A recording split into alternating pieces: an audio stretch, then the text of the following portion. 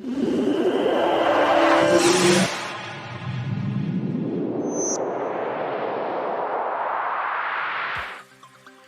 zaka siya wato data na layin MTN mai sauki, wato mai tsada a farashi mai sauki cikin sauki. Jama'a assalamu alaikum wa rahmatullahi ta'ala wa barakatuh. Barkamu da sake saduwa a cikin wannan channel mai suna Tech and Tricks TV1. A yau na kawo mana wani bidiyo ne mai matukar muhimmanci, inda a cikin bidiyon nan zan nuna maka tun daga farko inda zaka danna wa'insu code. So da yawa an san ana siyan wato 1 gig a naira 300. So zan nuna maka hanyar da zaka siya 1.5 gig akan naira 300 kacal.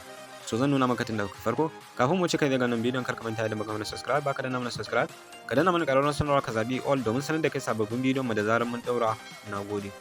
So dan uwa, misali kana da layi MTN, sai ka zo nan gurin inda ake dannawa ake kira kamar yadda kake gani. So misali ka zo ka danna wato *121, sai ka sa hash, sai ka zabi layin ka na MTN kamar yadda kake gani. So sai mu jira mu gani.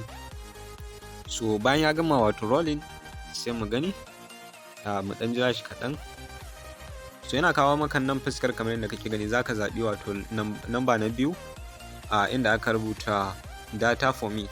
So da ka danna alamar data for me, gashi nan an ce number 1 enjoy 1.5 gig akan naira 500, sannan na biyu kuma an ce enjoy 1.5 gig akan naira 300. sai ka danna alamar number 2 kamar yadda kake gani. Kana taba alamar number 2, gashi nan sun nuna maka adadin wato abin da za su caje ka wato naira 300, sannan zai yi tsawon kwana 7.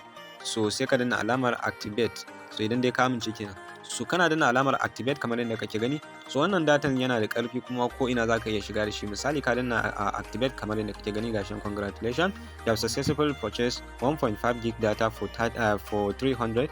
So dan haka ka riga ka sai wato wannan datan na naira 300 na 1,500 akan naira 300 cikin sauki.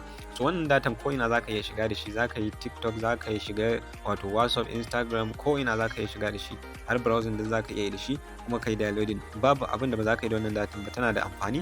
So nagode. Idan ka ji dadin bidiyon nan, ka danna min like, sannan kai sharing din wannan bidiyon saboda ƴan uwa su amfana. Sai idan mu haɗu da ku a wani bidiyo na gaba.